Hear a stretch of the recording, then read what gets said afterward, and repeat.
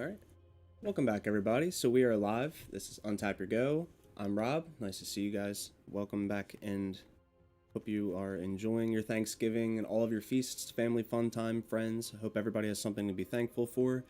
Me, I was going to do a food deck. I was going to do a food themed Thanksgiving video, but then I noticed that pretty much every content creator is doing that, and most of them are obviously more popular than me currently, so I don't really want to follow the trend necessarily. So I decided to go a completely opposite direction, and we're playing Jeskai Cycling Perspectives in Historic. This is America's blue, red, and white, and what we're trying to do is cycle everything into our graveyard, draw as many cards into our hand, and then we want to either just shut down our opponent with, with Fireball, Zenith Flare, or have a giant shark to attack overhead, a giant flourishing fox to attack on the ground. We have Cast Out as some removals, Censor to be able to counter stuff in cycle. We have Compelling Argument to mill our opponent. This card is actually kind of neat because if people scry stuff to the top or to try to find ways to deal with our stuff, we can mill them. Plus, if we want to mill them just to put it in our graveyard anyway, it's kind of like a form of disruption for us. If we can just chunk 5 cards out of their deck, that could potentially be 5 really good cards to whatever strategy they're trying to do, whatever they're trying to do to stop us or to get ahead. We are playing 4 copies of Drannus Stinger because out of all the creatures in the cycling category, I think this is probably the most aggressive.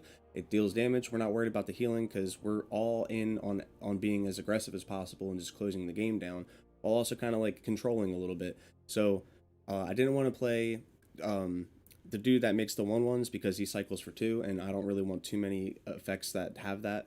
I want to be able to cycle for 1 for the most part, but this is also just a decent body, and it's a nice way to kind of get some chip damage at the opponent's life total, so that way our Zenith Flare is going to count. And then we have 2 copies of Tectonic Reformation. This is going to give all of our lands cycling. A majority of our lands already cycle in the deck with we have 2 copies of the Triome in our colors. We have 2 copies of the Forgotten Cave. This is the red. We have 2 copies of Secluded Steep and 3 copies of Lonely Sandbar. And I didn't want to play all of the cycling lands because then all of our mana sources would come into play tapped, and we don't really want that all the time. So I am playing all of the shocks, and I'm playing 1 island and 1 plains.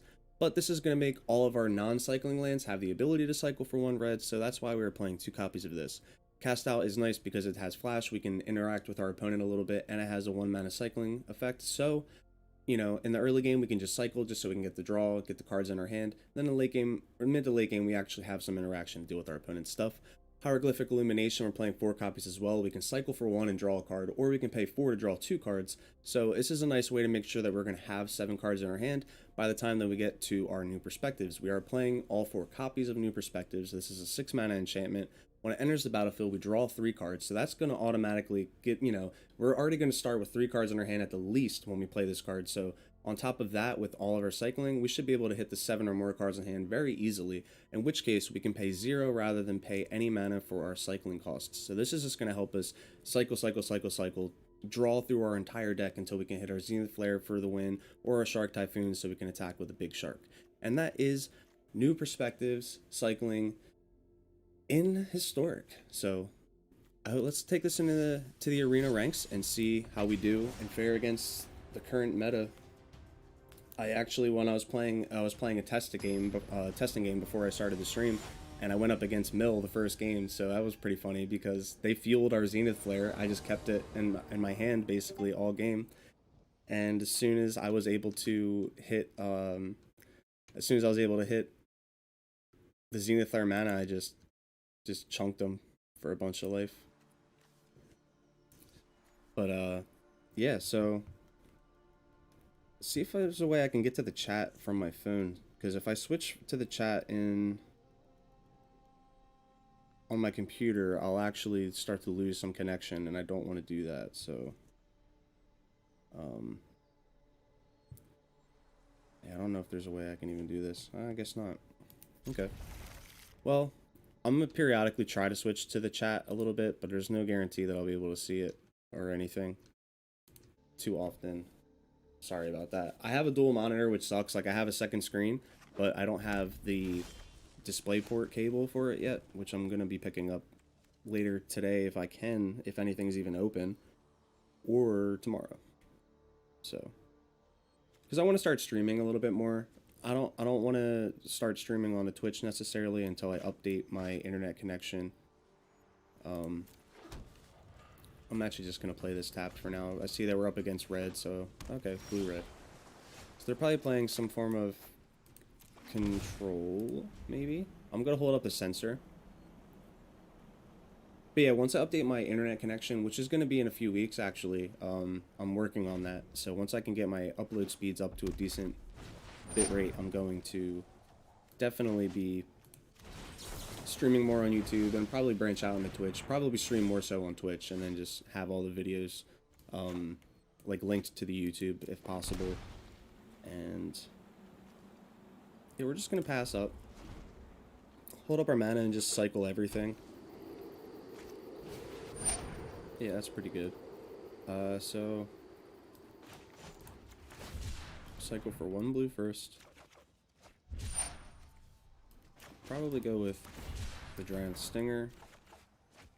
And I'll cycle one of the Hieroglyphic Illuminations. We need to find a land. Jeez, we threw 3 cards, we didn't find a land. Never punished. Alright, so I could actually Zenith Flare the Gadrick if I really wanted to. I'm not really sure it's necessary. I think for now we play the Fox.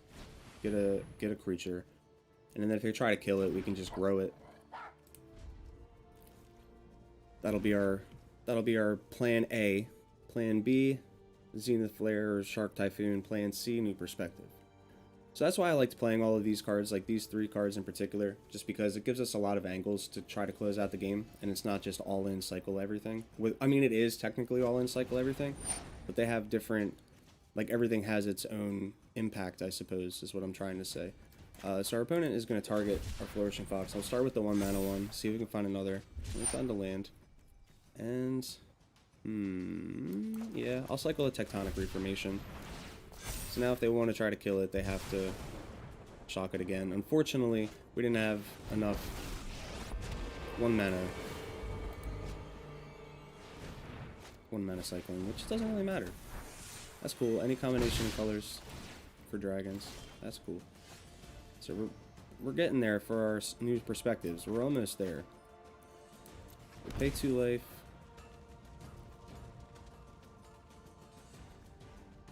I think for now I have to Zenith Flare the Gadget. And then I'll cast down.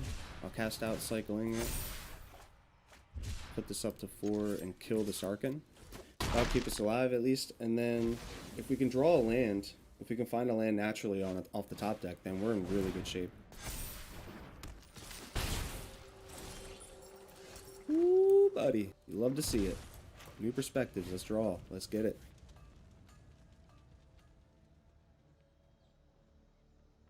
I like that we're going up against dragons, though. You don't see this very often in the ranks, but Dragon's Horde is such a cool card. And Spray Dragon seems nice as a pretty aggressive, low-costed dragon for the deck, so that's pretty awesome.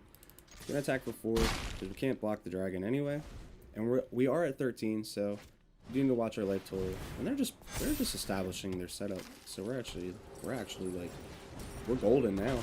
We have 6 cards in hand, and at the start of our next turn, we're just gonna be able to cycle everything. Yeah, we might be able to just win here. Okay. So, let's cycle. Let me, what does this do? Whenever you activate an ability of Sarkhan Planeswalker, it deals any, okay, that's fine. So I'm going to attack first, see if he wants to chump. He does not. Ooh, that makes it even easier. So yeah, we definitely got this. Cycle for free. I could have actually did this in response to combat, which really doesn't matter.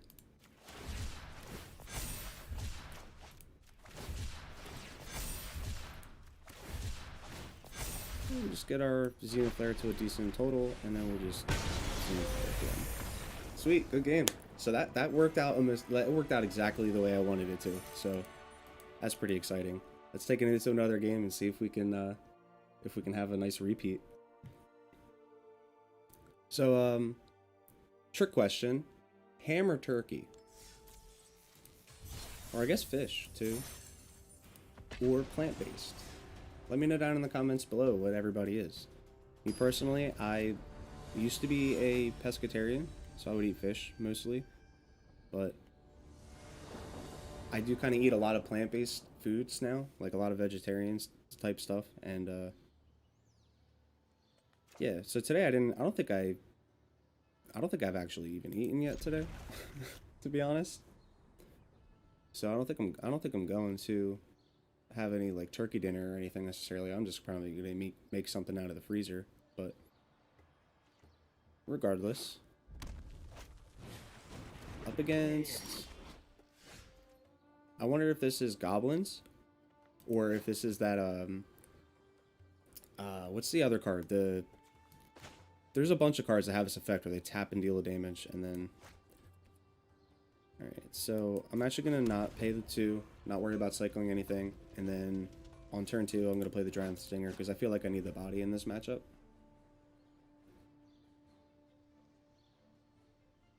Maybe cycling more so I can get to the Zenith.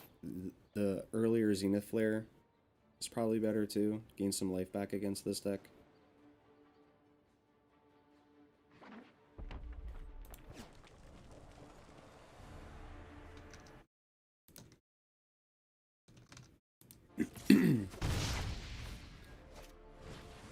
Weaselback Red Cap for our opponent. So yeah, this is just goblins, I guess. Interesting take on it though. Still gonna play the Giant Stinger first, because the Weaselback Red Cap needs to attack for it to matter, so that's fine too. Takes the shock out of their hand, redirects it from our face. If we were playing in like best of 3, what would I play? Like Leyline of Sanctity, I guess, out of the sideboard for this matchup. Yeah, so we don't really have much of interaction necessarily. So we're just gonna run out our Giant Stinger again. See if it'll take up another. You know, we just shocked ourselves, but I want to keep up the cycling. We need to find some lands.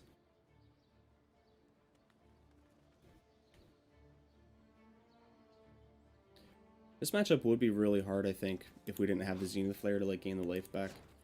I feel like that's gonna help us a considerable amount. Yeah, so oh, no, wrong card. So I guess we should cycle this now and get the damage. Found a land. It's a tapped one, but we might find an untapped land on the next turn. We are taking a decent amount of damage this turn.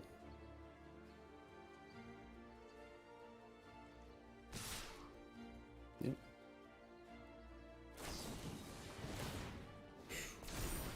Yeah, we're taking a lot of damage. Okay. Down to 6. Oh man. So this isn't great, but I have to pay the 2 life, so I have the untapped source, and I'm not gonna gain much back. And actually, I'm gonna hold that until they pump, I guess.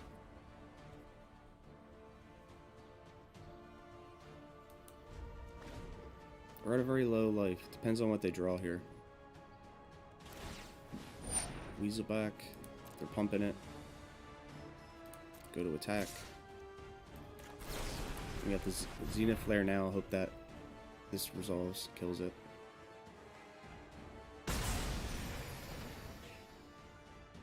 God bless you. You may sneeze.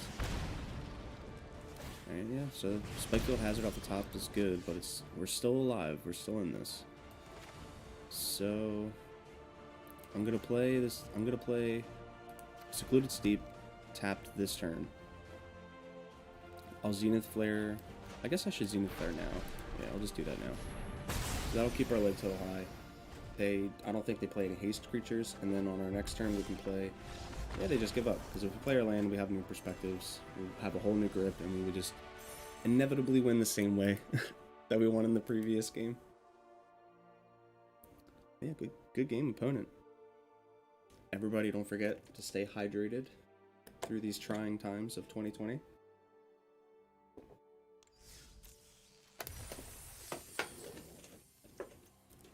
Don't forget to drink your water.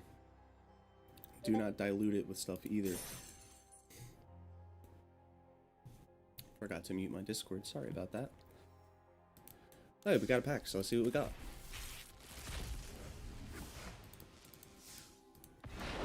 A Shaya. I am thankful for that. That is a good Thanksgiving pack opening for me, man. I needed that. Yeah, but we're on a roll so far, so we're 2-0. So let's see how far we can go undefeated with this deck. Cycling is still a really good archetype. I don't know why people don't play it more. So we have a lot of tap sources.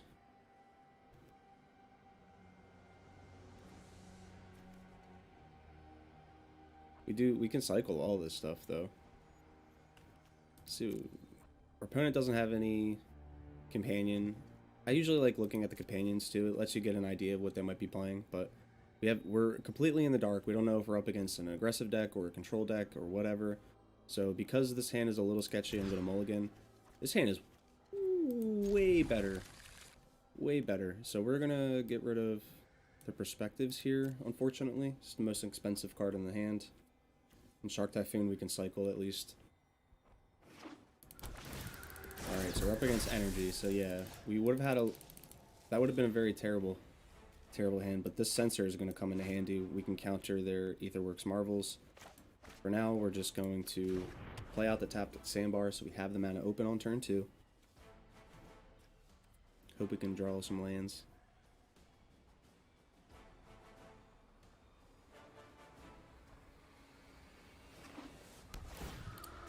I love it. Mind Stone.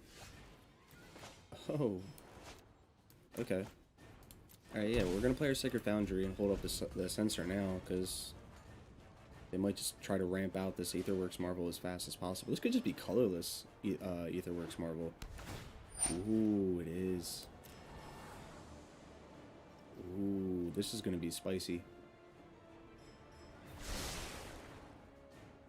So I guess they can just the Aetherworks into like Ugin or Ulamog, so they have more targets, I guess. Makes their Aetherworks Marvel a little bit better.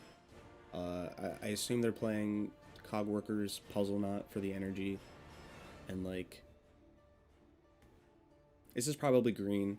I would imagine this is like the green colorless energy deck. I actually was listening to Arena deck lists the other day with Jerry Thompson and Brian Gottlieb, and they were talking about it, how they were talking about different directions that they can go with energy, and how like energy in itself hasn't really made a huge impact in the format. Like Aetherworks Aetherworks Marvel is not really a good card.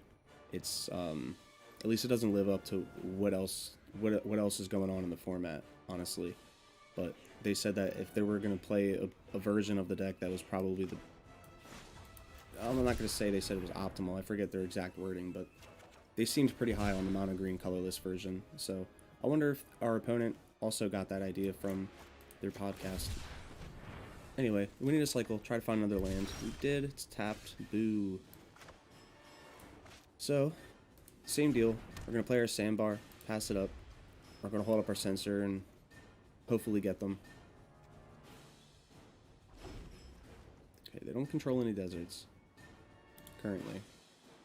It's an interesting card though. Probably playing it just for like defensive purposes. Aetherhub is great too. 3 copies of Aetherhub. Yeah, we're gonna let that resolve. 3 mana still. Alright, opponent does nothing. Alright, so we're gonna Hieroglyphic Illumination. Keep digging for lands. We found one, sweet. I don't think I'm gonna worry about the Flourishing Fox this game. I don't think that level of aggro really matters. Draw, pass.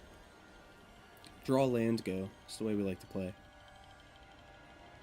Double sensor, so they're ramping pretty hard. If they played their Aetherworks Marvel on turn 3, like I had hoped they would have, we could have got them with sensor, but now they'll have the mana. So I can hold up double sensor if I have to. And then worst case, I can just like make a shark. I can Hieroglyphic Illumination, which is probably the best play, just to dig for the lands to make sure I can keep my curve going up to new perspectives. Another Wall of Forgotten Gods for, or Forgotten Pharaohs for our opponent. So that's, I guess that's their game plan. Still no attacks from our opponent, so nothing, I mean, or nothing from our opponent that we're worried about, really. So we can draw with the Hieroglyphic Illumination. Double lands, exactly what we wanted to see. Play this one out tap, just in case we don't draw it. Draw into another tap source. And same deal. Just gonna pass it up. Our opponent has priority. I think it's just to sack the Mind Stone. Ooh, they're in red. Okay. So then the deserts they're probably playing is like Ruminap Ruins and like Desert of the Fervent or something. And probably that Sun-Scorched Desert as well. Alright, so it's our turn. Keep cycling. We probably just win here, actually. Yeah, we actually just win here. So we'll cycle for 0 on this. We're just going to try to find one more 1-mana cent. Oh, we'll probably cycle the Censor. Or we can't, actually. Yeah, no, this is fine. So we pay 2 life, player, Hallowed Fountain, new perspectives.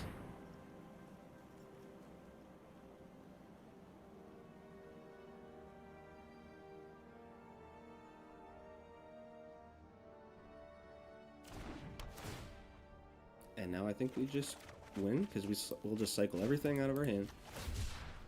We're at 9 currently, 8 currently in the graveyard, I mean. And we have to get to 20, so let's hope that we don't whiff and just draw nothing but lands, which looks like that's going to be the case. Which even if we don't get them to lethal this turn, well, we're not going to be able to Zenith Flare them to the face this turn yet anyway, but while we have the new perspectives in play, we're going to build up the cycling or the number of cards in our graveyard to 20 or more. So that way, if our opponent plays Ugin or some form of removal to get rid of our new perspectives, we'll already have met the condition. So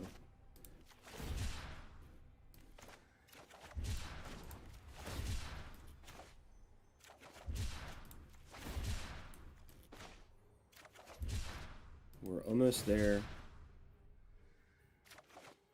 Ooh, okay, yeah, sweet.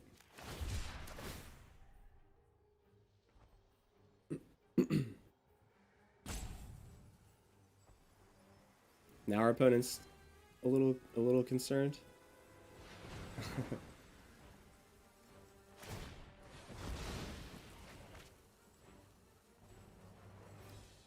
My opponent drew 1 card. I drew like 15. Alright, so we have run out of cycling cards, which is a bummer.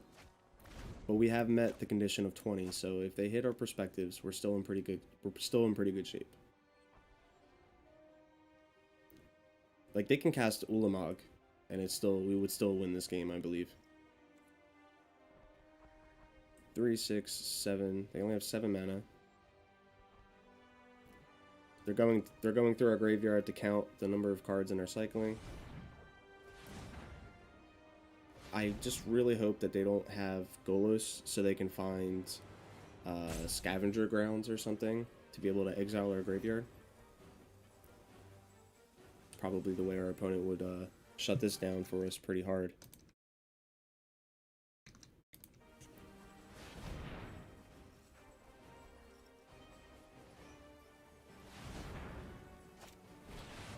Okay. Ooh, so they can find something to give themselves protection from Zenith Flare.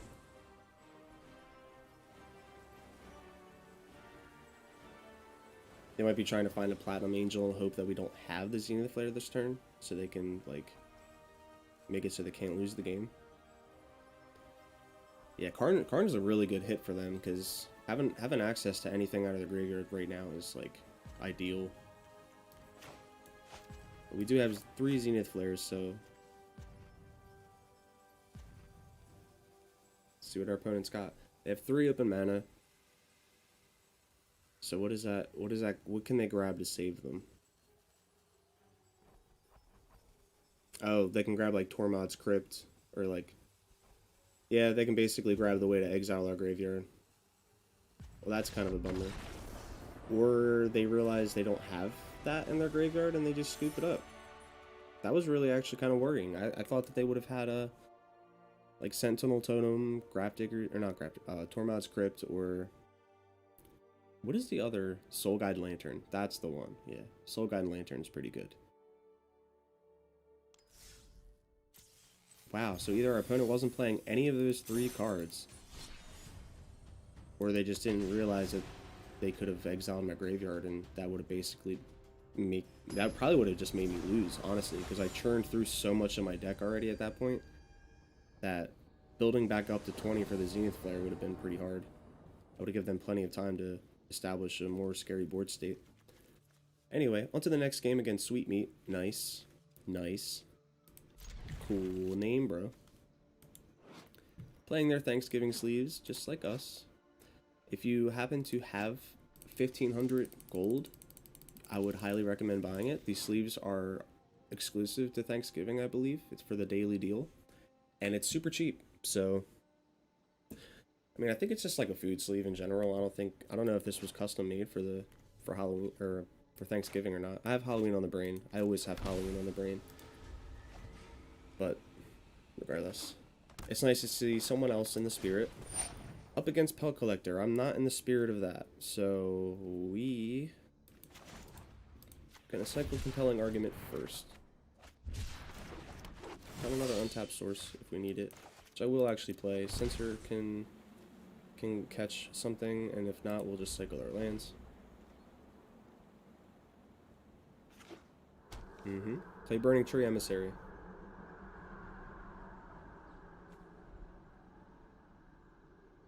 That's pretty.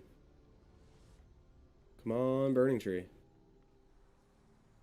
Or like Robber of the Rich. Play any of your 2-drop creatures. No, I don't want to see that. What else could they be playing? Like, do I want to counter this or whatever they try to play next? I think I have to counter the Llanowar Elves. They probably wouldn't have played it if they weren't worried about mana.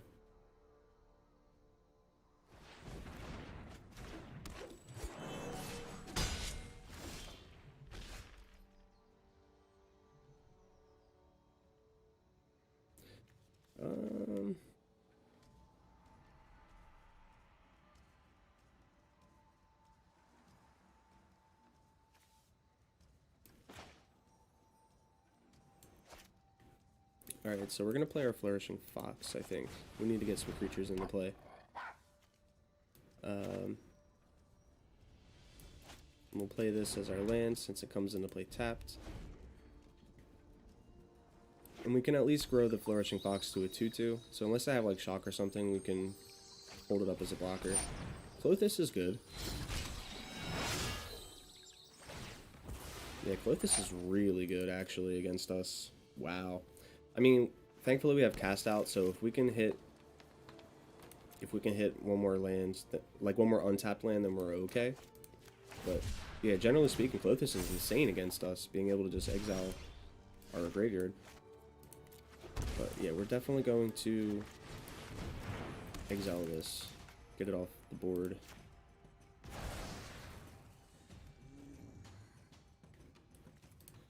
And just pass it out. Keep that up as a blocker. We only have a few cards of cycling in the graveyard, but that's fine. Our opponent's not really doing a whole lot of scary things. A 4th land and like a Questing Beast would be a little worrying. Or double red source into like Embercleave, but they didn't have it, so that's cool. Okay, so now I'm really worried of any creature they play. Yep. Yep. That's really good. That's really good. Yeah, I'm definitely going to trade with your Pel Collector, though. We have to play this tapped, and 3, 5, 7, 8. So we're taking 8 already. I think we cast out one of their Pel Collectors. I could have hit the Zertog Goblin, it's the highest power creature, but if they play anything, okay, yeah. So the Zertog Goblin would have been the better target in this particular instance, but in the moment, it made more sense to get rid of the Pelt Collector because it could have grew to a 3/3 anyway. I really don't have the weight for that. Dang, son. Okay. Well, I'll cycle the sensor. This is probably good, but I don't have the other weight. Well, I can play a tap, so I might as well do that. Well, actually, I could have cycled this first, looked for an untapped light source, which is... okay, not the case. We do have new perspectives, though. That gives us a chance. Yeah, we have a chance.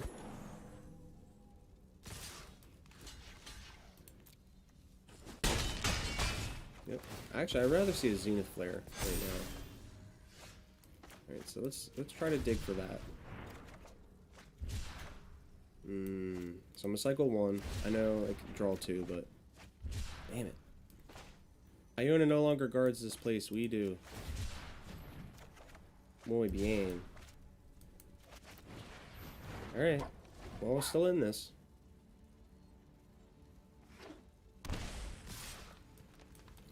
Come on, Zenith Flare. I almost thought that was Zenith Flare. And we unfortunately lost. So we went 3-0 before we took our first defeat. Ooh, with the Embercleave finish. Brutal. Brutal. You worry too much. I was trying to get to the... did I have fun in this match? I'm not answering your question. I don't want you to know that.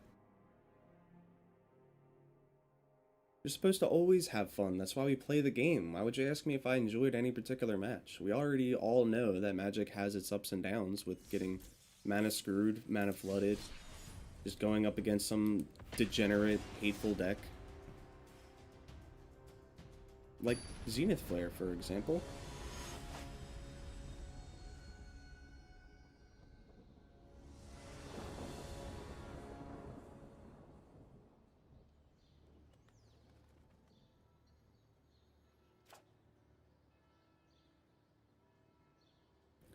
Have to go through this really fast.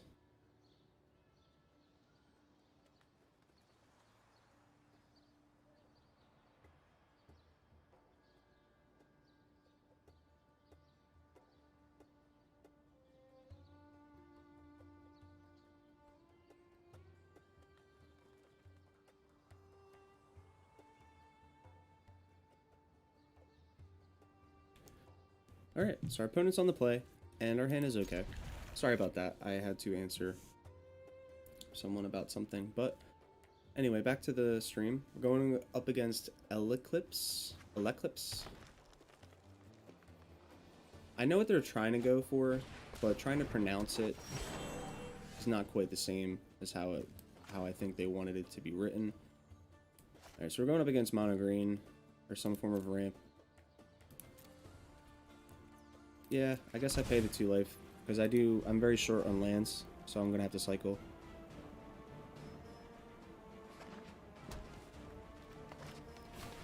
Okay, Incubation Druid's not terrible, so we're up against Elves.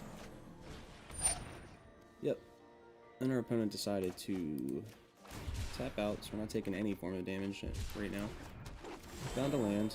Found a Zenith Flare, that's better. So we had 2...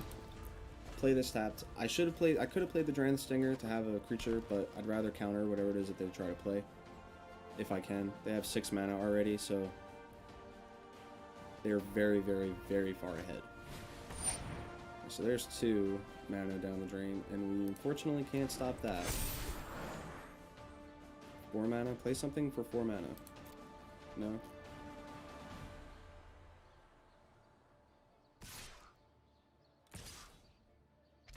Yep. So opponent gets in for the damage instead. Probably better. So we're going to cycle the Sensor since we couldn't counter anything. Cycle the Dragon Stinger.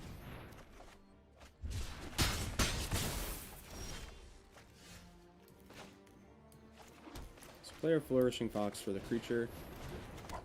And so 4, 5, 6. So we're taking 6 already before they play anything else.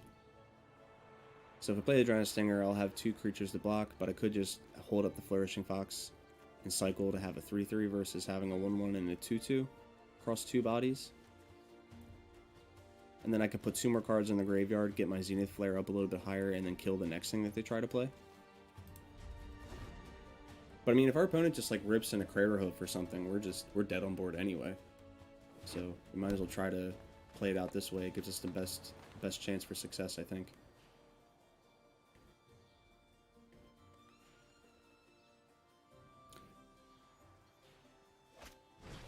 Beast Whisperer for our opponent. That's really good. So they're going to be drawing a bunch of cards here.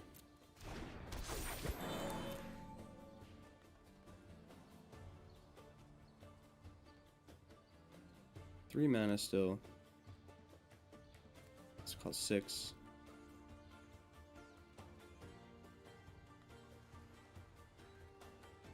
And the opponent does nothing. That's great for us. All right, so I'm gonna cycle our Dragon Stinger. See if we can get another cycling for 1, which we did, but we can't because we don't have the color. I don't want to cycle Cast Out because I kind of want to cast out their Elvish Clancaller or their Beast Whisperer. Yeah, I think I have to do that. So pay the 2 life. For now, I'm gonna Zenith Flare the Beast Whisperer only because that would just, if they play any creature, they're gonna draw like crazy. They could search for another Clancaller this turn, which is really good. In which case, the cast out on the Clancaller would have been better. We were kind of in between a rock and a hard place between better targets of getting rid of anyway. Both of them are very much threats. 2. Oh no. Oh god. Oh god. Okay, so we're in danger. Definitely. Do I play Cast Out now, hitting Paradox Engine? Or do I pray that I can cycle 1 more card and hit a land? Because I do want to try to get to the new perspectives, because we need to win this. We need to, like, close out the game before they can keep drawing into more resources. New perspective is probably our best out in this particular matchup. Sorry, I'll cycle for 1. Yeah, I know it's my go opponent. It's called Thinking. I'm sure you've heard of it. Or maybe not, because you're playing Elf Ball and it's literally brainless to play this deck. I mean, I love elves, don't get me wrong. We didn't find a land, so I obviously just went ham on cycling. Didn't need to pay the 2 life there. My opponent actually got me a little triggered from the year ago. Ironic, giving my name. Seems ironic, given my title. Path of Discovery for our opponent's pretty good. Let's get to untap all their goodies. They'll tap their Clancaller probably. Search for another one, and then they'll get their Explorer package and all that good stuff. So fortunately, we don't have 6 cards in hand, so we can't win next turn if we draw a land. This is fine, though. Yeah, our opponent gives us a chance here. I don't think we cycle the Cast Out at all. Paying the 2 life on my last turn was unnecessary, obviously, but... so let's see. What's the bigger threat here? Our opponent has so much going on. Paradox Engine is insane for what they're trying to do. Path of Discovery is going to give them draw. Clancaller can tutor for itself and give them more buffs. Incubation Druid's already a 4/6.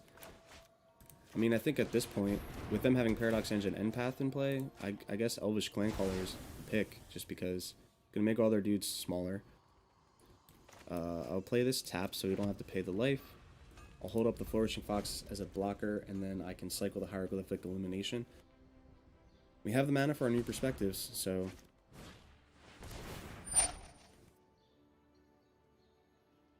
Yep, that's okay. That's fine. It Explorers, though. See what they get. Allosaurus Shepherd's really good for our opponent.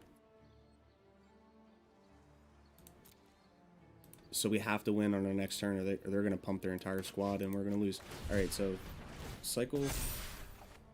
Zenith Flare's cool. That's cool. So we have 5, actually. So we're good. We play New Perspectives. We should draw 3 cards and meet the condition. Alright, so let's get this cycling going. Zenith Flare's at 8, so we have a long way to go. But I think we'll be able to get there. Most of the cards in our hand are cyclers already. Do we win? Elves have their own engine, we have ours. And honestly, I can't even really hate on elves like that, because this is kind of brainless too, in a sense. You're just you're just drawing cards and then fireball. Cool. So we're 4-1 currently, and for anybody who is just getting into the stream or anything like that, happy Thanksgiving to everyone. Thank you for watching. Today we are playing Jeskai Cycling Perspectives in Historic Best of 1, and this is my way of giving thanks. I love this archetype. This is one of my favorite decks, honestly. Ooh, Marag. I'm pretty sure I already had a playset. No, I had 3 actually, so cool, that's cool. I've gotten a few mythics today. I got a Shaya out of that pack earlier too, so this has been a good day for me. So this is my way of giving thanks by not playing anything food related, because everybody's playing food related decks, and I kind of wanted to mix it up a little bit. But so we're playing Jeskai, completely opposite direction, but also within America. You know, this is still technically America. Anyway, we're gonna keep this hand. It's a little slow, but we like it. Cornelius with some Bitter Blossom sleeves. Thank you, Brain, for functioning. We're actually gonna play out the white source first. Play it tapped. I might start with the Tectonic Reformation, maybe. Opponent with a hello. I will say hello back. Play Tectonic Reformation. Now all of our lands can cycle, which will help in the end result, because once we get to our New Perspectives, that's just game. Everything will cycle. Ooh, you're making me exile stuff, man. Come on, Cornelius, you just said hello. I thought you were friendly, man. Alright, we'll get rid of our Hieroglyphic Illumination because we have multiple copies. We'll play this out tapped because all of our lands are going to come into play tapped regardless. Might as well get the best one out first.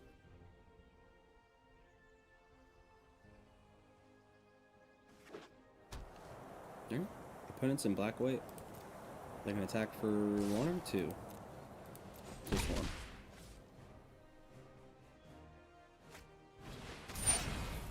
Yeah. Spawn of Mayhem's good.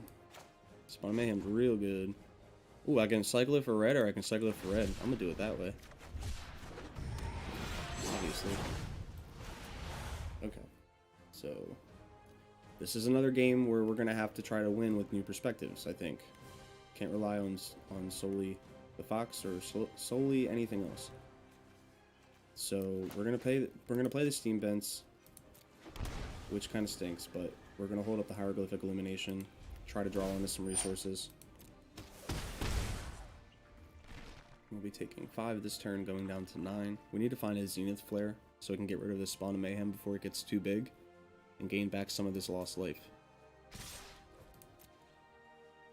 Yep. Another spawn would be really good for our opponent too. Not good for us, but okay. Mire Triton for our opponent's not bad. Gain back some life or whatever. Another card. Ooh, Rotting Regisaur. I missed that card. I wish it was still in standard.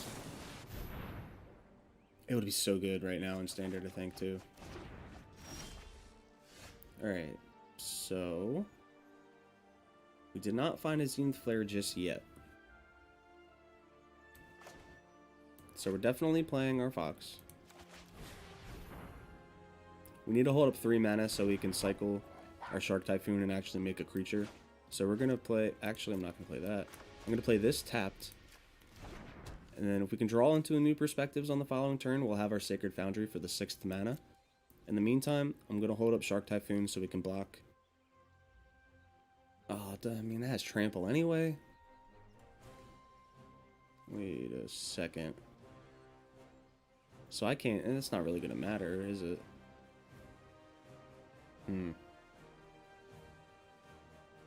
we're gonna take 5 from this anyway. This can block here. 6, we're down to 3. I mean, we're not gonna cycle on our turn anyway. If we need to cycle the Shark Typhoon, we'll do that.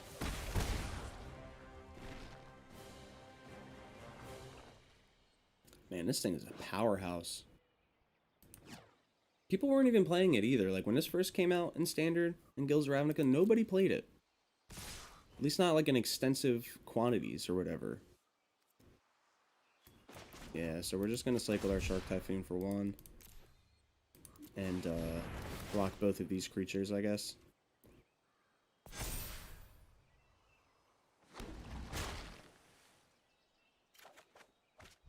Cast Out's cool, too. That deals with the spawn. We'll block like this.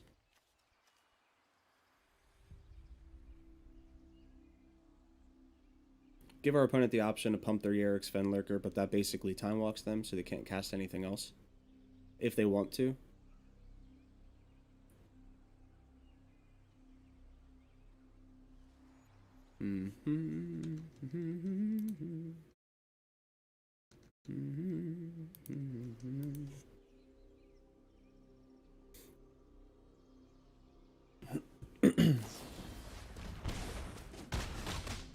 Yeah, still taking some damage.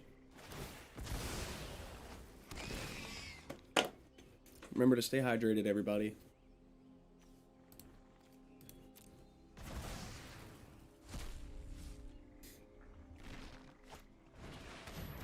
Mire Triton for our opponent.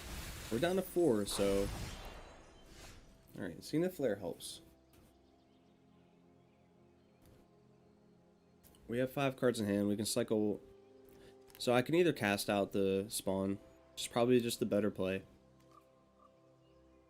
Or I can Zenith Flare after cycling cast out.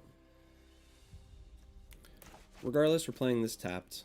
We don't want to pay the life. Yeah, and I guess we just cast this. We'll just cast out the spawn now. So that they don't get the upkeep trigger or anything like that.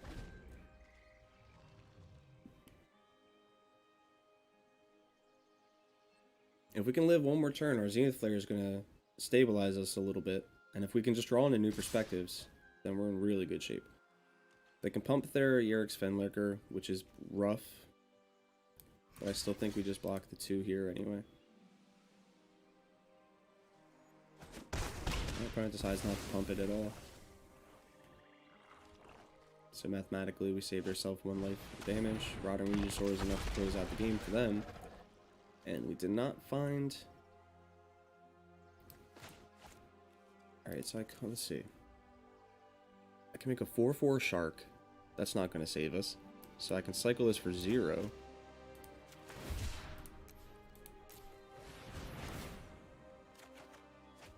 Sensor's cool. Alright, so we play out our Fox, which I should have did first, obviously, but our opponent will just think I drew into it, so that's whatever. Alright, pass it up. Our opponent has to discard, and we'll just use our Flourishing Fox to chump block, cycle the Censor, and then we'll have enough damage to kill the Rotting Regisaur, and then at that point we'll gain 6 or more, and that'll hopefully be enough to help us stay alive at this point. Rotting Regisaur is going to make them discard their own cards, so they're going to hurt themselves a little bit. Rankle. Rankle sucks. Yeah, so we got to counter that. Thankfully, we had the Censor.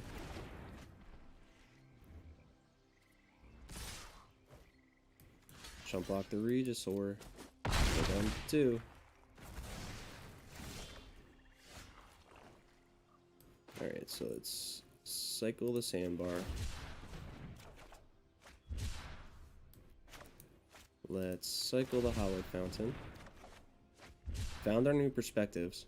So I'm going to wait until they're upkeep, so they have to discard a card before I kill the Rotting Regisaur. Might even wait until they go to attack and pump. Maybe.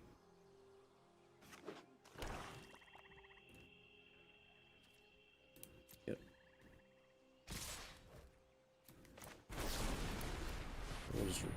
we'll just Zenith Flare the Regisaur. Yep. Back up to 10. Ah. Dang. Okay. That sucks. That would have been really good for us to be able to draw a bunch of cards here. Cycle this Tectonic Reformation. We need to find... Well, might as well play it. No, we're going to cycle it, actually. Come on, we need something here.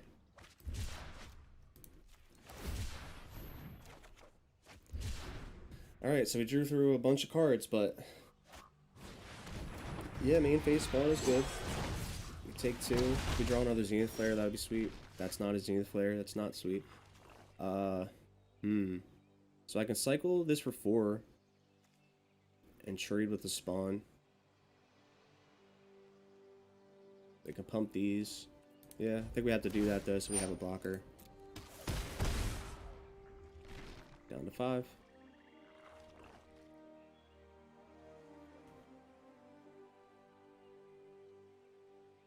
This has been a pretty close game.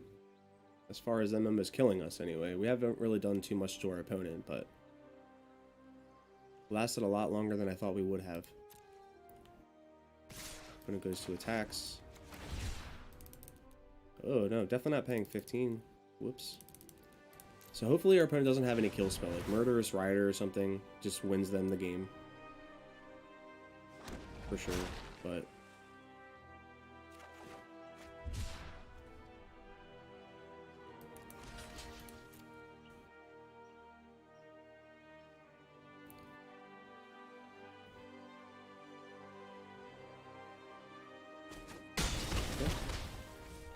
So our opponent didn't have anything, they didn't pump their squad.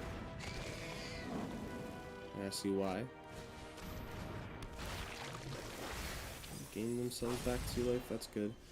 Cast out's cool, but we're really dead regardless. So we need to... I think we need to draw into the Zenith Flare like this turn or we lose. Alright. Yeah, we have to draw into the Zenith Flare, so I'm going to just keep cycling.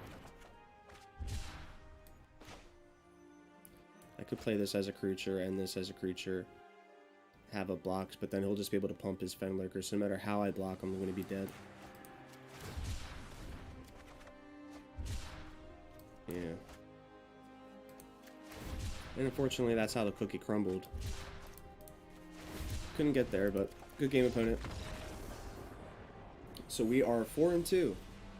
So out of 6 games, we have a pretty good percentage. Pretty good percentage. Probably going to play up to 10, maybe more, and just to have like a baseline, I guess, for the percentage of the deck. I actually should have had the MTG assistant on too while I was playing. That probably would have been cool because it keeps track of all your percentages. If any of you don't use it, it's actually a really cool tool. I don't know if it'll slow down my stream or not, but it's...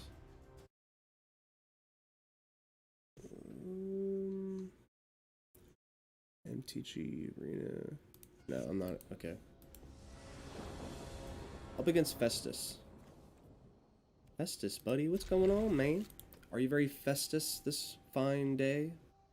This fine winter day? I say winter because I feel like fall is non-existent at this point. Here in where I'm at, it's pretty cold. It's been pretty chilly. But then there's some days where it's like 65, 70 degrees for no reason, and that just like blows my mind. So we're gonna cycle. We're gonna try to be aggressive, and just attack. Not worry about stabilizing too much. Or setting up. Like I would have played the Tectonic Reformation, but we're up against Grixis. Oh boy. Oh boy, oh boy. Tectonic Reformation is probably the better card. I guess I take the Shark Typhoon just so I don't have a creature to attack with at virtually instant speed. So I guess we'll play this now while our opponent's tapped, because this will give us some more longevity against them. We can just cycle literally everything. We'll pay the 2 life. And We'll attack, cycle the compelling argument. Get there for some extra damage. Now we have double cast out. We can deal with their planeswalkers or whatever.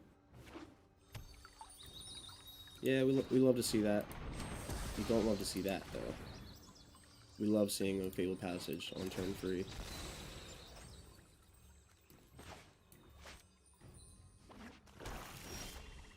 Cool, we found our Zenith Flare, but that's never safe against what our opponent is trying to do. So I will tap this for the, cycle this for the red instead of the blue. I don't think I really want to cycle. I mean, I have to, though. Cycle one of these. Come on, give me land.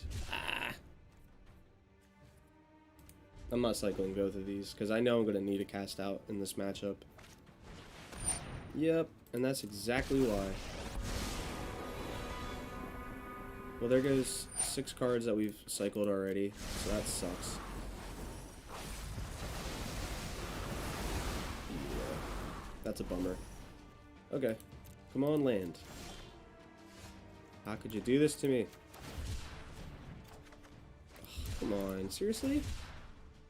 And I can't even cycle that, alright. Yeah, I'm just chalking this one up as a loss. Ashiok is... There's no way we can win from that point, I don't think. 4-3.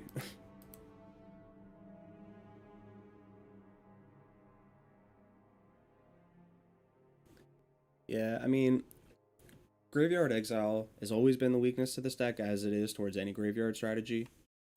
But our opponent was playing theirs main board, and it's just so happened to be probably the best one, I guess. Because they can constantly mill us and constantly exile our graveyard. At least for 5 turns, and that's just like impossible for us to deal with, especially because we couldn't even draw into the 4th land. I didn't draw, it's not even that I didn't have an untapped land, I just didn't draw into like any land that game. Which is kind of bizarre. I played 22, I believe, in the deck. 22 or 23.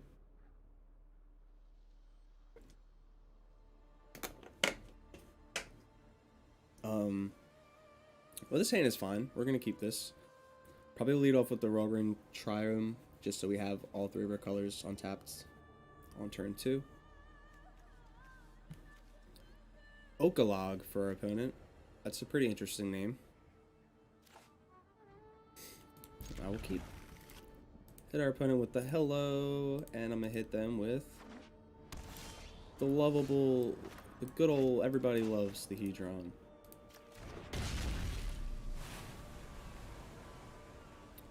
We'll open up our Black Lotus. We're up against a mill deck, self-mill deck, so yep, Creeping Chill, sweet. Up against Sultai Dredge.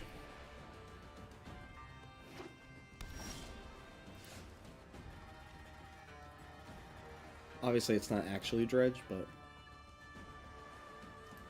for those of you familiar with the archetype, it's just basically this, milling yourself and utilizing your graveyard and what you mill to kind of beat your opponent, recur creatures, things like that. So they're probably playing like Skyclave Shade. We already know they're playing Uro. Silver Smoke Ghoul is pretty cool too. They might be playing Gutter Bones. There's plenty of things. Oh yeah, and Scrap Heap Scrounger. That's probably in this deck, I would imagine. You really gonna block? All right, well, yeah, I guess I'll still just. Yeah, I'll cycle this land. Throw up a Flourishing Fox, and yeah, it sucks I get to mill a couple more cards, but that's fine. My friend sent me a photo.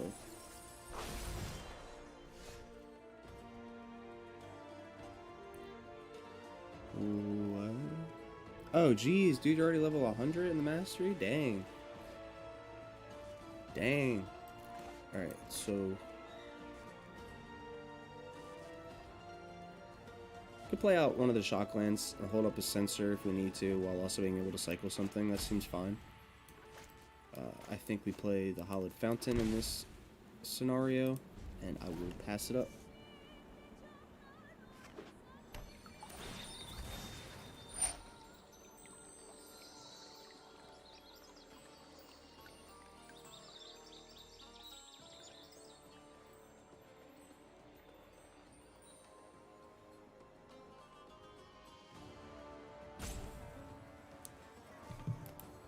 told him about the stream. He's my friend that just messaged me, actually, is the one who gave me the inspiration to build this deck. We were talking about new perspectives and how good it is, and that we really missed playing around with it and stuff. So that was Zenith Flare is just mwah, primo. It's like the ultimate package. So do I really want to counter this so they can't mill some more? Alright, let's cycle one of our cast outs first. I found a Zenith Flare, that's cool. Yeah, I guess I'll counter this. Seems fine. Still have another sensor in hand I can hold up for their Uro, which is probably why they're trying to mill. But if they try to exile their cards and we cast down their, or we censor their Uro, that'll be really good for us. Player our Lonely Sandbar tapped. Oh, censor.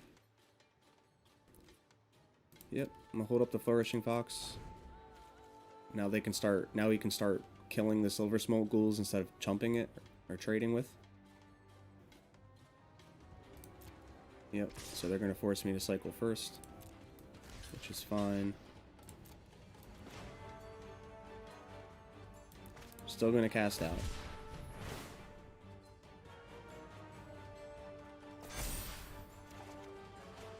Impelling Armament's cool too, so if our opponent doesn't cast anything that we can't censor, we can cycle this instead.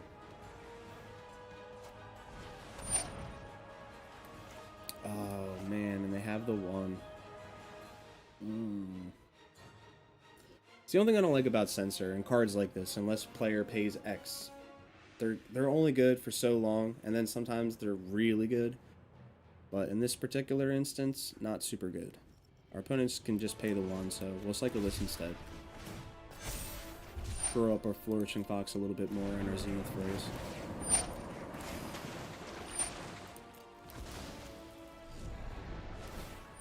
Yep, and they get their Silver Smoke Ghouls back. That's actually really good. Uro just turns these on by himself. That's so good.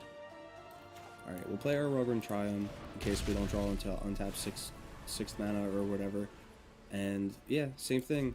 Basically, we hold this up as a blocker. We have Censor if we need it, and then we have Zenith Flare if we need it, and then we untap and just win with new perspectives, hopefully. This is fine. We'll let another Silver Smoke Ghoul come through. Perfectly okay. Our opponent just wants to be as aggressive as possible. Go down to 4. We'll just go ahead and fire off one of the Zenith Flares to gain back some life. Pay the 2, new perspectives. If I didn't cycle it there, I could have had enough mana to be able to cycle infinitely, but this is okay. We drew into another new perspectives. If our opponent deals with this one, we have the backup. But they only have a turn. We have double Zenith Flare. Well, they'll have 2 turns, actually. No, they'll have a turn. If they deal with this, they'll have 2. If they don't, yep, Uro is fine, but that doesn't. Wait, we need a game. I mean, we do have to get them. We have to cycle 22 more cards before we actually kill our opponent. 20 cards now that our opponent has some life. Okay, back up to 20. Back up to 22. 23 cards now. Okay, so we're in a lot of bad shape. Let me know why our opponent's going to attack, because we were just going to block it anyway, but they get their Silver Smoke Ghouls back. This is super good. Oh, man. Okay. So, let's start cycling. See if we can get to 27. If we can't, it's fine. Like, we do have Zenith Flares, so we'll just cycle until we run out of things we can cycle, and then we'll just kill off their Uro. Gain back some life. Alright, so we have essentially whiffed. Well, not whiffed, but you know, still. So our Zenith Flare the Uro. Gain back 9, so we're up to 13. And back to being in decent shape. Pass. I paid the life again. I don't know why I do that. I always pay the life when I don't need to. So if I lose by 2 life, that's on me. That would be a punt in my situation. Regardless, I'm actually really interested in building this deck. From based off of what I play, I love graveyard-based strategies, and this is awesome. Like, I'm definitely going to try this out. Horus as well, and not as the companion. And Archfiend's Vessel. Okay, so there's a lot of things going on in this deck, for sure. Do they play, Chimeric Calls the Dead as well? No? Oh, just Creeping Chill. Creeping Chill is good, though, in this. And these are perfect, because you can just keep attacking and attacking, and you don't even care, because you just recur them constantly. Come on, show me that you blocked. There we go. Just want to make sure that I'm blocked. Okay, so we take 6, we go down to 5. And our new perspectives is not turned on again.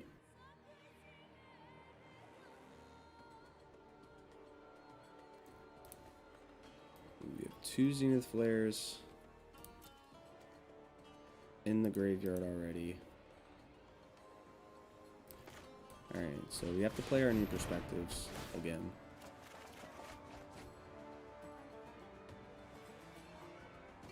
We are just dead. Yeah, because I mean, if I Zenith Flare their 5/5, we would have gained the 9 and gone back up to 14. But we would have had to draw into 1 more copy of Zenith Flare. That's all we would have had left. So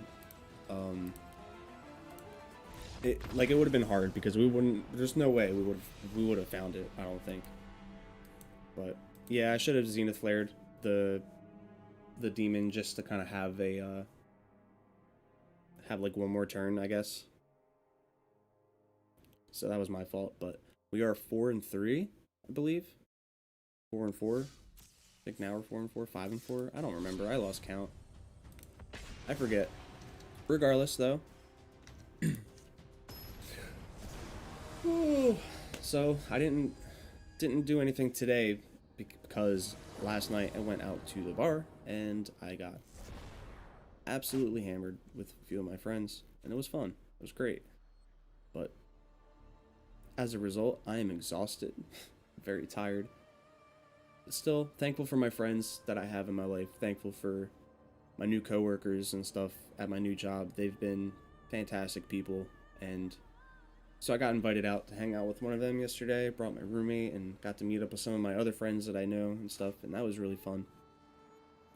But regardless, I hope everybody had a good Thanksgiving Eve as well as a good Thanksgiving, and I hope that, again, you all have something to be thankful for. Me personally, I think this holiday is kind of BS for what it is, given how it really originated, if any of you are, you know, into history and all that kind of stuff. But, you know, to me, it's not the holiday, it's just the idea that everybody should be thankful for each other and the things in their life, regardless of the holiday, regardless of the meaning, you know, because we should all just love each other and be, you know, again, just be thankful for life, you know, like, some people have a negative mentality about what they're doing here and, like, what the purpose of life and all that crap is, but, like, it doesn't have to be some big grand scheme thing. It could just be as simple as, you know, you enjoy playing games, you enjoy seeing your friends, you enjoy drawing, you enjoy... I should have countered that. I'm an asshole. Sitting here trying to be all, like, motivating and shit, and then... Oh, actually, I couldn't anyway. The Llanowar Elves would have got me, so that's fine. But yeah, I mean, just be thankful that you have things to be thankful for. Don't be pessimists. Be happy, you know. Life is kind of challenging. It's very unforgiving, and in most cases, in my opinion, sometimes it doesn't really get better. At least it can. You know, you have to put forth the effort to make it better, you know. But yeah, just be thankful for everything. Don't be thankful because the holiday tells you to. Be thankful just to be thankful. Is basically what I was trying to get at. Ranging Raptors for our opponents. They're playing the Gruul or Anaya dinosaur list. This is cool. Again, I can't censor it. Our opponent's smart. They're playing around it. And that's fine.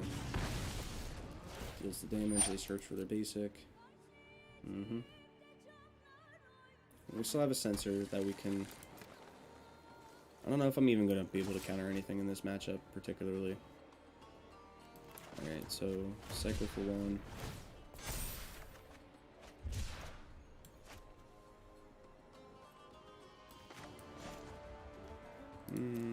Yeah, I'm just gonna cycle the sensor, honestly. And unfortunately, trade with the raptors just so they can't keep enraging their creatures. I'm gonna play this tapped. We need the mana source.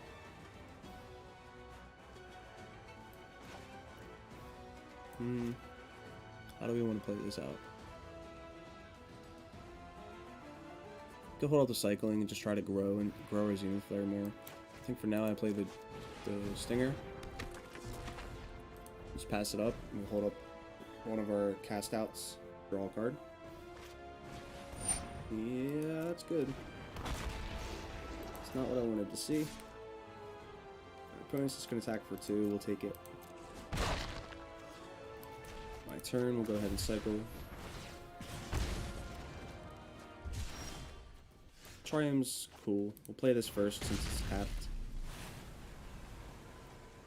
I could Zenith Flare. I could also hold up cast out for whatever they play. Yeah, I think we just hold up our mana and see what our opponent does and just play at instant speed instead. Yeah, Registrar Alpha is pretty cool. Yeah, that's really good. Okay. So he gives all of his dinosaurs haste with that. So I think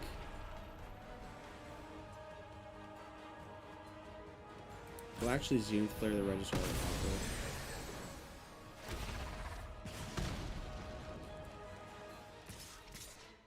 So his token doesn't have haste. Can't block either of these, really. Yeah, I think we'll just take it. Pretty much neutral. We didn't really lose much life in that exchange. We can hold up the Shark Typhoon and make a 4/4, which I think is what I'm probably going to do. The Marauding Raptor is really good because it's reducing the cost of his dinosaurs, and it's yeah, this is a hard matchup. Ixalan and Amonkhet and stuff, were they in Standard at the same time? Like, did we had the same kind of matchup? Dinosaurs versus cycling. Well, at least not in like the super crazy cycling like we've gotten over the last a couple sets, but like when New Perspectives was in Standard anyway.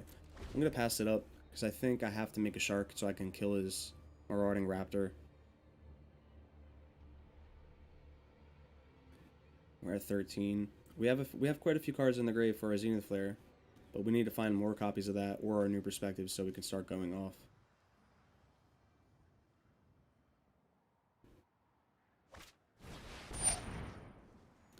Another Registrar Alpha is really good. So now, instead of making a shark to trade with, I'm gonna have to flash in cast out and get rid of this Registrar Alpha again. Don't want them to give their token haste. That's just putting so much pressure on our life total.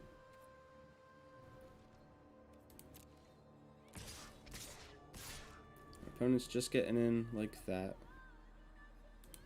So I guess at this point we have to start chumping. And we're gonna cycle.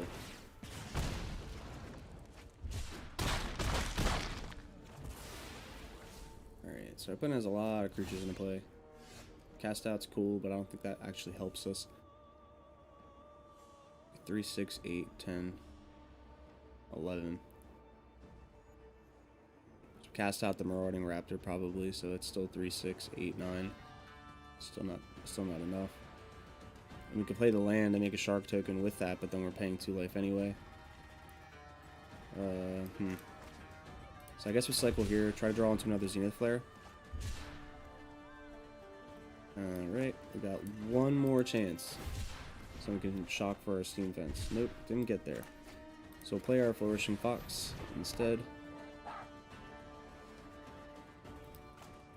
And I guess actually paying the 2 life to make a 1/1 is still going to save us some. Because if we block a 3/3, then we virtually gain a life back. Just depends on what our opponent plays.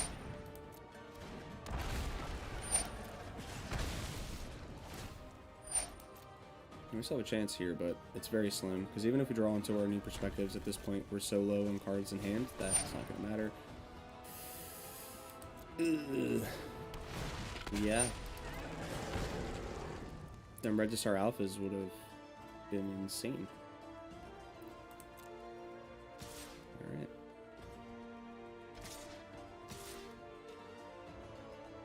Opponents should just attack with everything. The fact that they're not means they didn't realize that they had lethal.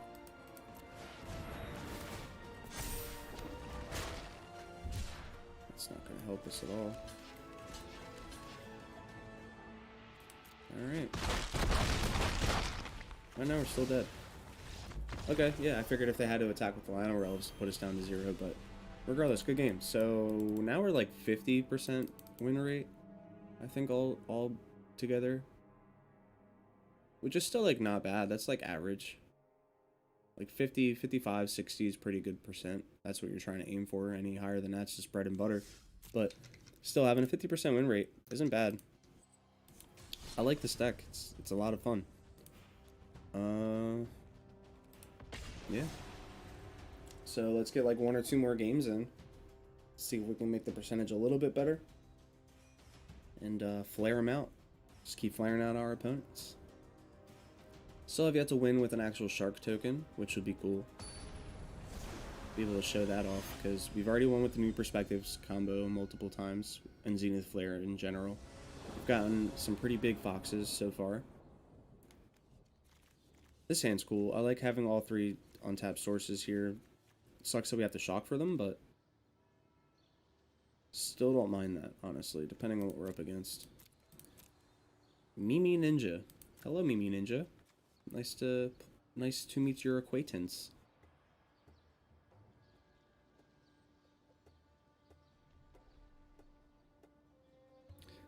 Alright, opponent. Most of the time people don't see this when I do the videos, you know, because I just edit out all this dead space. So, trying to be more like talkative, I guess, just because of that fact that you have to sit here with me while I wait with all these loading screens, basically. That's what it feels like anyway. But I want to try to seem like I'm more entertaining than I actually am. I don't know if that's a bad thing or what, but who knows. I just hope everybody's having a good day. I hope everybody's enjoying the stream, enjoying the deck. And up against Gruul, and they have had a pretty aggressive start, so this is probably going to be chopped up as another loss, I think. Realistically. They have 3 mana already. If they hit another land, then they can Embercleave as early as next turn. Not super good. So we'll start off with cycling the Lonely Sandbar, grow up our fox a little bit. Got another shock land, which is fine, I guess. Play that. We'll pass it up. If our opponent tries to shock our fox, we can grow it, or we can trade with the creature. Haste. Oh no, not on-crop crasher.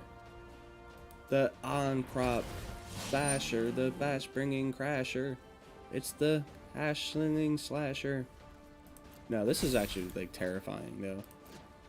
Man, that's gonna kill me. That alone right there is so good. Yep. Well, I'll cycle this for nothing, but...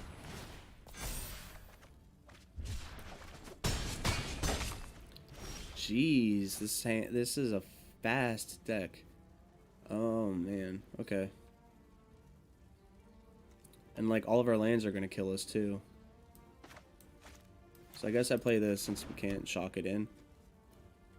And we'll just pass. Hope that our fox is enough to kind of deter their attacks, maybe. Probably not, though. Pelt Collector for our opponent. And a Scoos, of course. Of course. Yeah. So we have a smart opponent. Even though that their creatures are just going to die anyway. Still, like, you might as well just attack. Keep getting that life total down. Ah, got me. Alright, we'll I'll kill the Pelt Collector. I go down to 4. I'm still pretty very dead. yeah, good game. I think Gruul is like probably in the top 3 best decks in the format, maybe. Like, this deck is definitely tier 1, right? They unbanned Burning Tree Emissary, which we didn't actually get to see in this particular matchup, but Burning Tree Emissary being unbanned is good. It lets you play those crazy turn 2 explosive hands where you can Burning Tree into another 2-drop or something. They also, I think some of the lists are playing Gallia of the whatever, of the dance or something. I don't know. The 2-mana satyr that attacks with haste, and when you attack with 3 creatures, including her, then you can discard a card at random and draw 2 cards. So that's like really good for that deck too. So it's cool to see that card shine, because again, that's another card that's been in standard for a while, and just nobody plays it really. Never really had a place.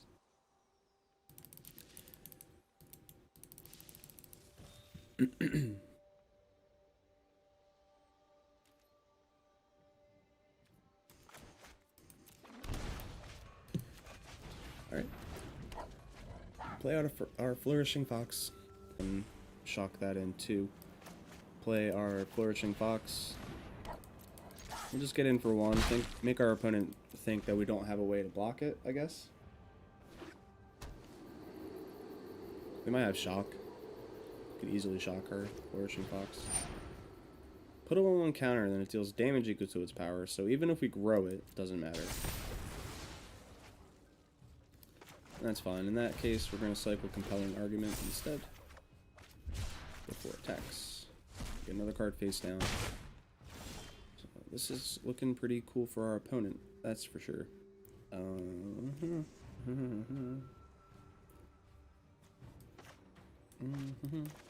Yeah, we're going to shock in another shock land.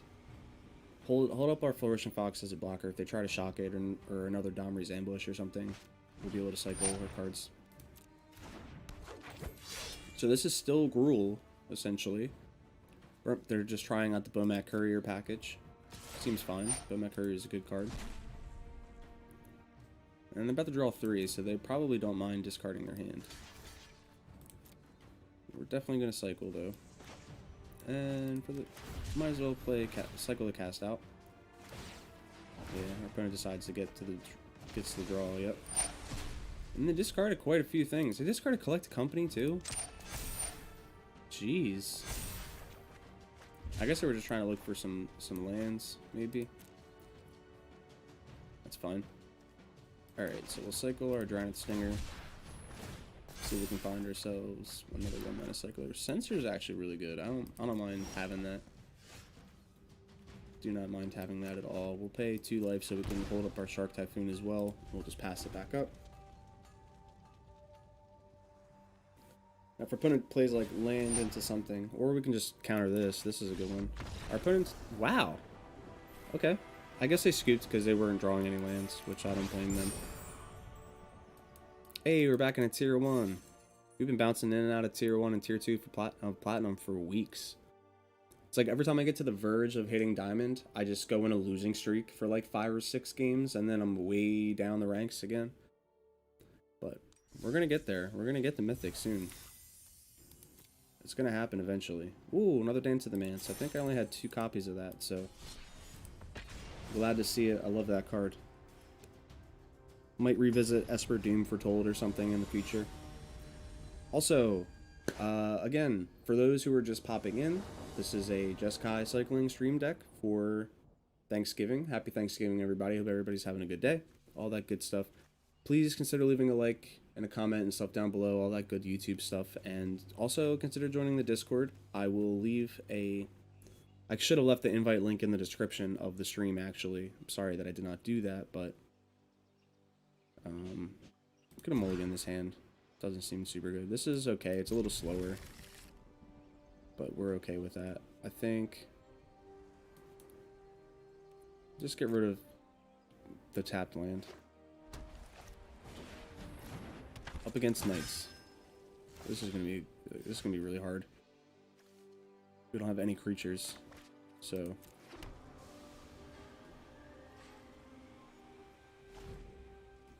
and this might be Boros. Our opponent might be giving us a sign. Oh no, it's black-white. You deceived me, you monster.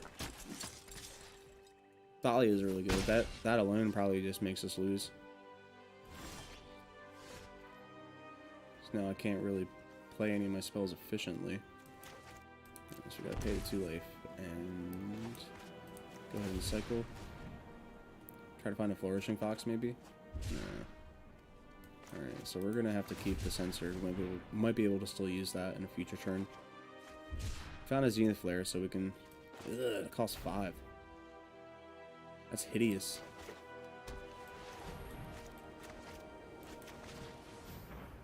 Another Dauntless Bodyguard. Is this a knight? No, it's a soldier. Why are you playing this? Oh, just to protect it. Yeah. Luminarch Aspirant for our opponent. Not looking good. Yep.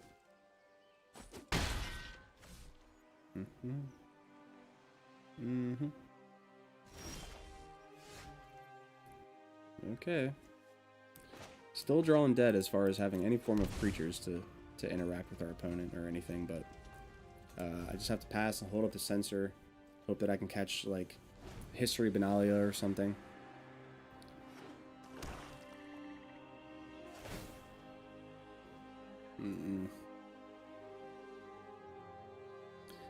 Four, 5, 6, 7, 8, 9. Yeah, we're just dead. Okay, opponent, you want to take your sweet time? I'm just going to scoop it up for it. Good game. Ugh. So, I think that is 10 games, and I think we ended up going like 4 and 6, maybe 5 and 6, 5 and 7. I don't even know. Might have been 11 games. I'm gonna play one more to round it out. Hopefully, we can finish it on a win and on a good note. But to those of you who have popped in to check out the stream, thank you for watching. I appreciate the support and your viewership. It means a lot. I hope the stream came in better than my streams have been coming in, because I'm not very good at it as far as streaming. I'm not good at with the internet connection and all that stuff either, so I've had some technical difficulties over the few times that I've done it, but I just hope that this stream has, like, you know, has like at least smooth enough playback that you can enjoy the content. I'm sure the quality is probably downgraded a little bit. I have it outscaled to 720p instead of 1080, but that is just for performance issues, just to make sure that I can actually stream anything versus nothing at all. So with that being said, I hope everyone enjoyed it, and I look forward to streaming more and more soon in the future. And I hope you want to see more decks. Leave some suggestions down below in the description of any decks or cards you want to see in future videos. I really do take that seriously, so only a few people really have really utilized that opportunity. A few of our viewers have given me deck suggestions and card ideas, and I take that seriously. I play them. I love the ideas. I love to be able to, you know, branch out, because, you know, there's things that I love to build and play, and then there's some decks that I might not ever build if I'm not, like, pushed in a certain direction to build it, you know. So that being said, just keep that in mind. Keep the suggestions coming, and, like,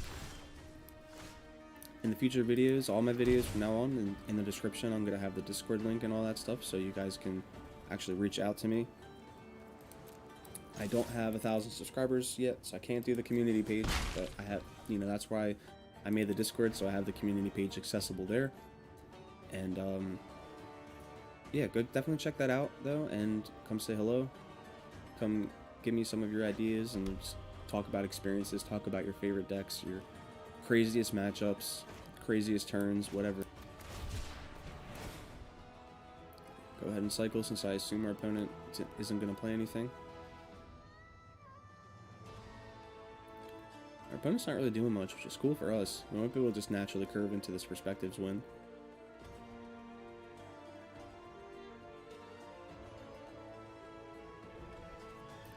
Oh no, there was a problem with the network. Oh no.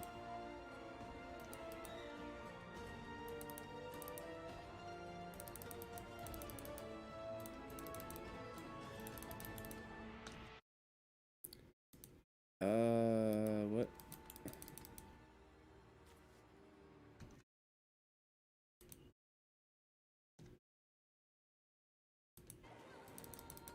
Come on. Come on, Arena.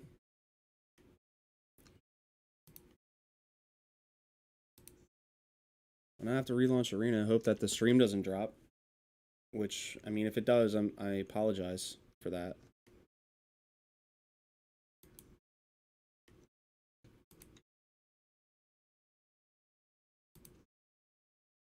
It's not receiving enough video. Uh-oh. Okay, so I'm back in the game. I don't know if the stream is still running, but oops. Yeah, so our opponent gets Murderous Rider. But we got back in before our turn started, so that's cool. We'll pay the 2 life. Just pass it back up to our opponent. Hopefully we don't get disconnected again. This is our last game, so I just want to be able to finish it. We've had no technical difficulties this entire time, surprisingly, over the course of 2 hours. So just let me finish this one game, OBS. One game, Comcast, please. Just let me. Come on, Wizards. Don't do me like that with your server problems. I don't want that stuff. And it sucks that we couldn't interact because I actually had the mana to censor their Murderous Rider. But of course, since I disconnected, I couldn't. Go figure. Let's just keep drawing. Yep. Just keep on drawing. We need a land. Found one. Boom. So we can play this tab. Actually, I'll pay the 2 life so I can censor or cycle the Dragon Stinger and play the Zenith Flare.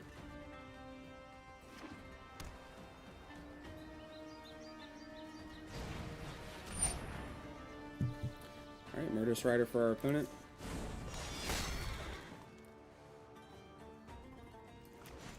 Go ahead and cycle the Dragon Stinger. We might be able to just find a second Zenith Flare and just win that way. So I'm going to take the chance in Zenith Flare now. Looking for 7 down to 5. Ah, we didn't get there. At least with that. Okay, so cycle the Compelling Argument. Try to find another land. We need one more, which we found it. Sweet. Play it tapped. We don't need it this turn. And now we can hold up our cast out if we really need to play it, but I'd rather cycle it instead.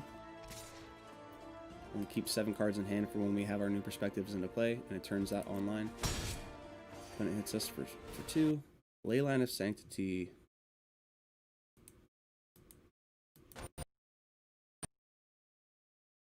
Okay.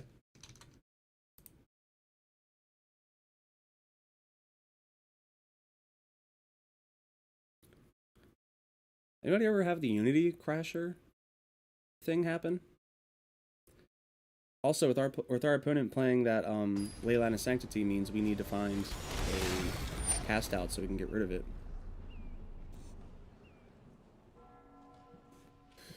Because unfortunately, well, we have our cast out actually. Yeah, which is fine.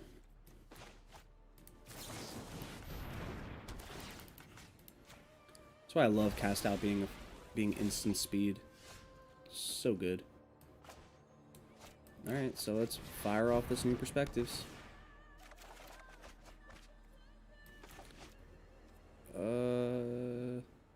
Yeah, we get a land. Actually not worried about playing the Fox for a creature, so I'm just going to hold it up as a cycler instead.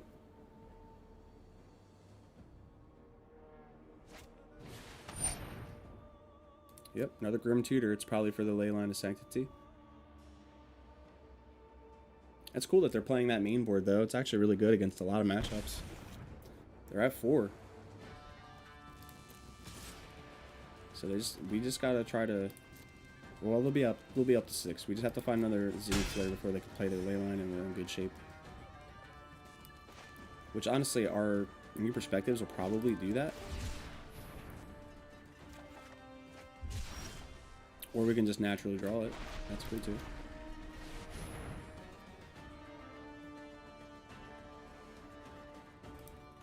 Good game, opponent. I really like their use of Grim Tutor, though. They probably have like a Grim Tutor package to be able to, like, toolboxy type thing. They can just grab whatever they need and have versatility in any matchup. But either way, let's get back to the deck description really quick. So this was Jeskai cycling perspectives in Historic, and again, happy Thanksgiving. Thank you for popping into the stream. I hope everybody had a good day with their friends and family and ate some good food and all that good stuff. And with that, have a nice day. I'll see you guys next time. Thanks for watching, everybody.